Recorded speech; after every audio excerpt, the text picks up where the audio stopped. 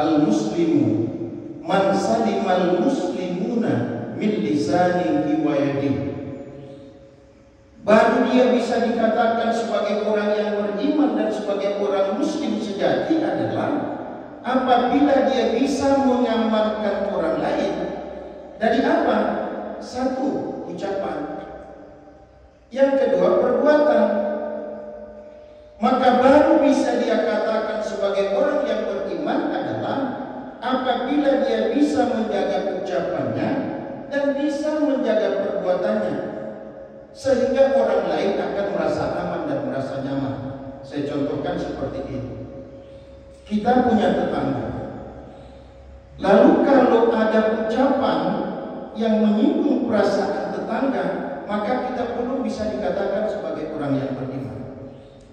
Atau kita punya tetangga, tapi perbuatan kita sering menyakiti perasaan tetangga, maka belum bisa kita dikatakan sebagai aman. Kalau begitu, belumlah bisa kita dikatakan sebagai orang yang sangat tinggi dan sangat mulia di sisi Allah Subhanahu wa Ta'ala.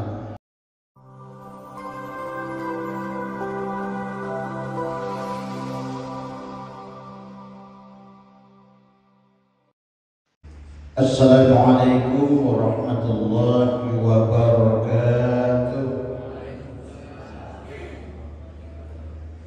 Alhamdulillahi rabbil alamin, wassalatu wassalamu ala asyrafil anbiya wal mursalin wa ala alihi wa sahbihi ajma'in, amma ba'du. Bapak-bapak, ibu-ibu, kaum muslimin dan muslimat yang dimuliakan Allah, pada subuh ini sebagai landasan ceramah saya petik firman Allah dalam surah yang pertama At-Taubah ayat yang ke-20, yang kedua dalam surah Al-Mujadilah ayat yang ke-11. Kata Allah, Bismillahirrahmanirrahim. Alladzina amanu wa hajaru wa jahadu fi sabilillahi bi amwalihim wa anfusihim a'zamu darajatan 'indallah wa ulaika humul faizun. Surah Al-Mujadilah. Yarfa'illahu alladhina amanu minkum walladhina utul ilma darajat. Shadaqallahu a'zim. Nanti Bapak Ibu setelah selesai ceramah kita ini pulang ke rumah masing-masing. Sebelum kita beraktivitas, buka sejenak dulu Al-Quran, lihat surah At-Taubah ayat yang ke-20 dan surah Al-Mujadilah ayat yang ke-11. Kata Allah, alladzina amanu, orang-orang yang beriman, wa hajaru, dan orang-orang yang hijrah, wa jahadu fi sabilillah, dan orang-orang yang berjihad di jalan Allah, bi amwalihim wa anfusihim, dengan harta dan dengan diri mereka, a'zamu darajatan. A'zamu itu dalam bahasa Arab itu namanya adalah isim tafdhil, artinya sangat tinggi, sangat besar dan sangat mulia derajatnya di sisi Allah. Wa ulaika humul faizun, dan orang-orang yang seperti itu tadi, orang yang beriman, orang yang hijrah, dan orang yang berjihad di jalan Allah adalah termasuk orang yang beruntung. Surah Al-Mujadilah, Allah meninggikan derajat orang-orang yang beriman dan orang-orang yang berilmu dengan beberapa derajat.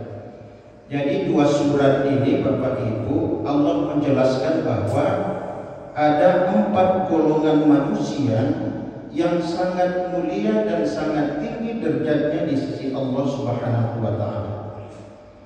Dari 4 golongan manusia yang disebutkan Allah tersebut, tidak ada di sana kita jumpai bahwa orang yang tinggi derajatnya atau orang yang sangat mulia di sisi Allah itu adalah orang yang pangkatnya tinggi, tidak kita jumpai. Atau orang yang mulia, orang yang derajatnya sangat tinggi di sisi Allah itu adalah orang yang paling kaya di antara kamu, tidak juga kita jumpai. Hanya 4 ini saja yang Allah sebutkan: beriman, hijrah, jihad, dan orang yang beriman. Mudah-mudahan 4 golongan manusia yang disebutkan oleh Allah tersebut termasuklah kita yang hadir pada subuh ini. Amin. Kita bahas yang pertama, amanu, orang yang beriman. Kalau kita lihat dalam Al-Quran, kata-kata amanu sangat banyak sekali. Rata-rata kita yang hadir pada subuh ini paling tidak ada 5 kata-kata amanu yang sudah hafal bagi kita. Di antaranya apa? Wal 'ashri innal insana lafi khusr illa alladziina aamanu wa 'amilus shalihati wa tawashaw bil haqq wa tawashaw bis sabr. Ada kata-kata amanu. Wat-tini was-zaytun wa turi sinin wa hadzal baladil amin. Laqad khalaqnal insana fi ahsani taqwim. Selanjutnya, tapi ada yang paling sering kita hafal, ya ayyuhalladzina amanu taqullaha haqqa tuqatih. Ada juga kita jumpai kata-kata aman. Maka timbul pertanyaan, apa pengertian dari aman tersebut? Bapak dan Ibu, aman itu asal katanya adalah amanah. Dalam bahasa Arab, aman itu asal katanya adalah amanah. Karena hamzah yang kedua dan susah untuk menyebutkan amanah atau amanu, maka hamzah yang kedua itu dihilangkan, maka hamzah yang pertama itu harus dipanjangkan 1 alif. Amanu. Amanu asal katanya adalah amanah yang menjadi amanah. Amanah itu di dalam kamus bahasa Arab ada namanya kamus al-munjid. Kebalik. Amanah itu ada 2 pengertiannya. Yang pertama adalah percaya. Percaya itulah yang disebut dengan rukun iman. Percaya kepada Allah, malaikat, kitab-kitab, nabi dan rasul, hari akhirat, kemudian qada dan qadar. Maka apabila kita yang hadir pada subuh ini sudah termasuk kepada orang-orang yang percaya kepada rukun iman yang 6 tersebut, maka termasuklah kita kepada orang yang beriman, cuman baru sebatas percaya saja.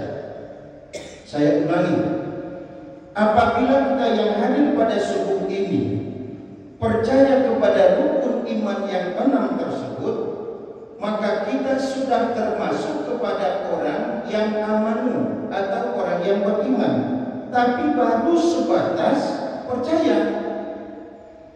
Apakah kalau kita percaya kepada rukun iman yang 6 tersebut, lalu sudah kita bisa dikatakan sebagai orang yang tinggi derajatnya di sisi Allah? Belum. Walaupun kita yang hadir pada subuh ini percaya kepada Allah, percaya kepada malaikat, percaya kepada kitab Allah, nabi rasul, percaya kepada hari akhirat, kemudian percaya kepada qada dan qadar, tapi kalau belum lagi kita masuk kepada yang kedua dalam pengertian amanah, belum bisa. Sebab apa? Pengertian iman yang kedua adalah aman. Apa yang dimaksud dengan aman di situ? Hadis Nabi, al-muslimu man salimal muslimuna min lisanihi wa yadihi. Baru dia bisa dikatakan sebagai orang yang beriman dan sebagai orang muslim sejati adalah apabila dia bisa mengamankan orang lain Dari apa? Satu, ucapan. Yang kedua, perbuatan. Maka baru bisa dia katakan sebagai orang yang beriman adalah apabila dia bisa menjaga ucapannya dan bisa menjaga perbuatannya, sehingga orang lain akan merasa aman dan merasa nyaman. Saya contohkan seperti ini. Kita punya tetangga. Lalu kalau ada ucapan yang menyinggung perasaan tetangga, maka kita belum bisa dikatakan sebagai orang yang beriman. Atau kita punya tetangga, tapi perbuatan kita sering menyakiti perasaan tetangga, maka belum bisa kita dikatakan sebagai aman. Kalau begitu, belumlah bisa kita dikatakan sebagai orang yang sangat tinggi dan sangat mulia di sisi Allah Subhanahu wa Ta'ala. Lalu bagaimana caranya agar kita ini termasuk kepada orang yang mulia, orang yang tinggi derajatnya di sisi Allah? Maka di samping kita percaya kepada rukun iman yang keenam, yang kedua adalah jaga ucapan, jaga perbuatan, sehingga tidak pernah menyinggung perasaan orang lain. Maka menjaga ucapan ini sangat sulit. Sebab apa yang bisa menilai bahwa ucapan kita itu baik atau tidaknya orang lain? Perbuatan kita juga seperti itu. Terkadang banyak di antara kita ini yang latah, Bapak Ibu. Apa latahnya? Saya contohkan. Kita punya tetangga, ada batas tanah. Di batas tanah ini kita menanam tanaman. Apakah mangga, rambutan yang indah. Setelah itu lama-lama besar. Akhirnya apa? Dahannya masuk ke tanah orang lain. Daun setiap hari bertutup daungan, kemudian tetangga setiap hari menyapu. Itu berarti kita sudah membuat tetangga tidak merasa aman dan tidak merasa nyaman dari perbuatan kita. Sebab apa? Kita menanam tanaman yang membuat orang lain merasa susah. Atau kita punya tetangga, kemudian tetangga menanam, katakanlah menanam ubi dan segala macam. Kebiasaan kita, tetangga atau jiran, kita anggap itu sebagai saudara kita. Ketika kita mau makan, kita lihat tetangga ada daun ubi, lalu kita ambil daun ubi, padahal tidak kita minta sama tetangga. Berarti ini juga adalah suatu perbuatan yang menganiaya orang lain. Maka Bapak dan Ibu, kita lihat dalam sejarah, Rasulullah pernah sholat tarawih. Begitu Rasul sholat tarawih, anak meribut di belakang. Begitu selesai sholat, Nabi berdiri. Ditanyakan jamaah, Bapak Ibu, ketika kita sholat tarawih, ada anak yang meribut di belakang, sehingga mengganggu konsentrasi kita sholat tarawih. Bahkan ada di antara kita tidak khusyuk disebabkan apa? Karena ada anak yang meribut di belakang. Anak siapa itu? Tidak ada yang mau menunjuk tangan, diam semua. Yang kedua kali ditanya Rasul, siapa yang punya anak tersebut? Diam. Yang ketiga kali apa kata Rasul?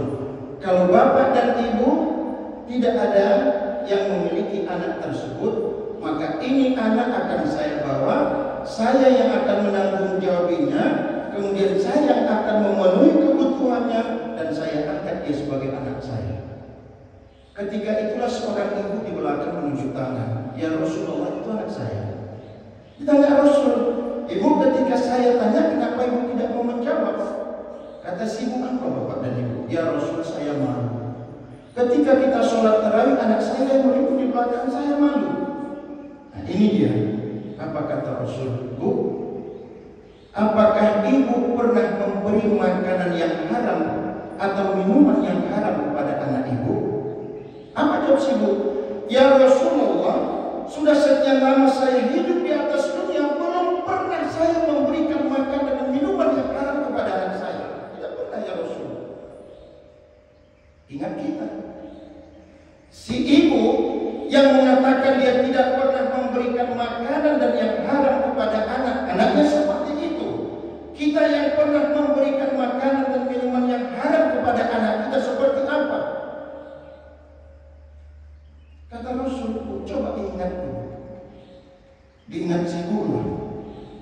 Ternyata Bapak Ibu, suatu ketika si ibu memasak air. Setelah itu belum lagi mendidih air, lalu padam. Kenapa? Karena habis kayu api. Dilihat di depan rumah ada tetangga yang menyusun kayu, disusun-susun. Kebiasaan kita dulu kan seperti itu juga. Belum ada kompor, kita cari kayu, nanti kita susun agar kering. Begitu juga tetangga si ibu ini. Cuman tetangganya tidak berada di rumah.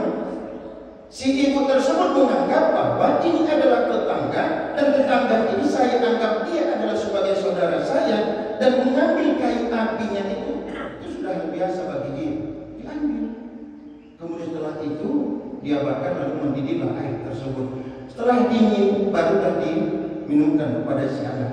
Ini yang diceritakan oleh si ibu kepada Rasulullah. Apa kata Rasul? Pantas wahai ibu. Anak ibu meribut di belakang.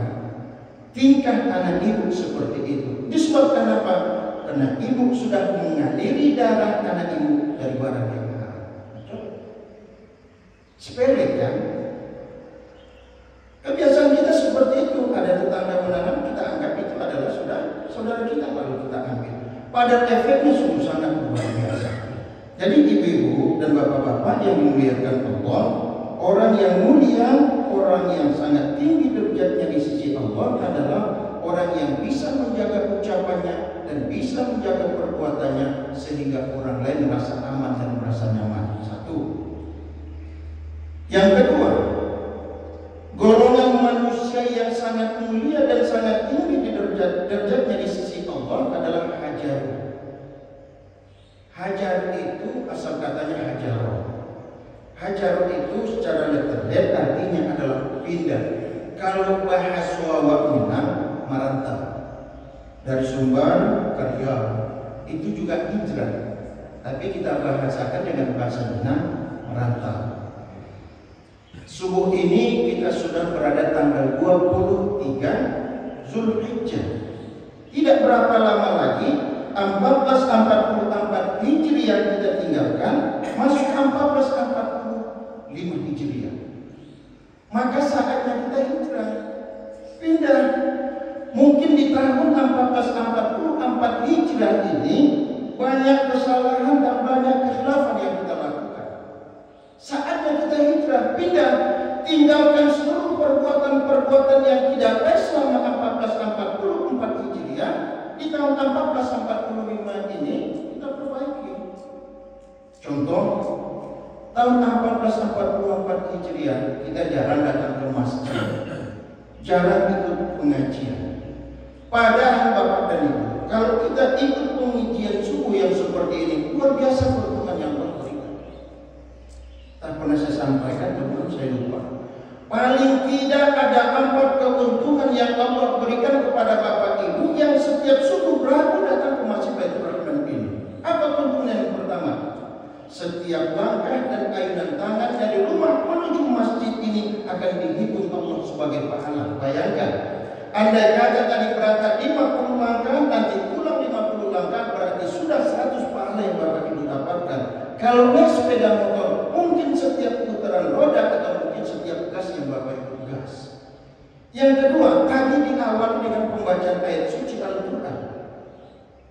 Ketika dibacakan oleh adik kita tadi, mahasiswa KKN, kita diam semua, khusyuk mendengarkan apa yang dibacakan oleh anak tersebut. Luar biasa pahala yang Allah berikan. Janji Allah dalam Al-Quran, وَإِذَا قُرِئَ الْقُرْآنُ فَاسْتَمِعُوا لَهُ وَأَنصِتُوا لَعَلَّكُمْ تُرْحَمُونَ. Apabila dibacakan orang Al-Quran lalu kamu diam, kata Allah, kemudian kamu dengarkan baik-baik, maka kamu akan mendapatkan rahmat dari Allah. Rahmat itu artinya kasih sayang Allah. Ini janji Allah. Kita yang hadir pada subuh ini, ketika dibacakan Al-Quran kita tenang, kita diam, kita simak, dan kita dengarkan baik-baik, Allah akan berikan rahmat atau kasih sayang kepada kita.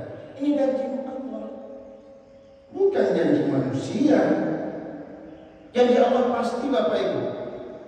Kalau janji manusia banyak bohongnya. apalagi mau tahun 2024 ini. Banyak janji besok, yang ibu-ibu kasih jilbab, yang bapak-bapak kasih sarung, pakai merek di bawah. Bantuan si anak, sholat Jumat berdiri di depan, takbir yang di belakang Allahu Akbar, bantuan. Janji, kalau nanti saya terpilih ini dan segala macam, yang belum diaspal saya aspal, kemudian jalan-jalan yang rusak saya akan perjuangkan, akan diperbaiki, rumah layak huni akan saya bangunkan. Untuk siapa? Fakir dan miskin. Itu kan karena ada keinginannya sama kita. Setelah kita pilih, jangankan mengaspalkan jalan, jangan memperjuangkan aspal, jangankan membangun rumah layak huni. Terkadang datang ke masjid kita tak mau lagi dia. Maka tak heran kita kalau ada calon-calon, pas mau calon sering ke masjid, sudah selesai tak nampak lagi putar dulu. Itulah manusia. Jadi bapak dan ibu, kaum muslimin dan muslimat yang dimuliakan Allah, bapak ibu setiap subuh ragu datang ke masjid, Al-Quran dibacakan, lalu kita dengarkan baik-baik, mendapatkan rahmat kita. Jadi bapak ibu kaum muslimin dan muslimat yang dimuliakan Allah Subhanahu wa Ta'ala, hijrah. Umur kita kan semakin singkat. Jatah hidup kita di atas dunia ini sudah dikurangi Allah 1 tahun. Jangan sia-siakan umur kita ini. Sebab apa? Umur kita ini pasti akan kita bertanggungjawabkan di hadapan Allah Subhanahu. Jangan sia-siakan umur terus berlalu. Kan ada lagunya tuh. Jangan sia-siakan umur terus berlalu tanpa membuat bekal untuk masa hadapan. Kan ada lomba rebana besok di sini. Buat itu lagunya. Kalau nggak kalah peserta itu. Karena lagu apa? Lagu-lagu yang lama itu. Lagu-lagu seperti itu mau disebut lagu wajib. Kalau sholawat biasa udah itu. Salatullah salam biasa udah itu.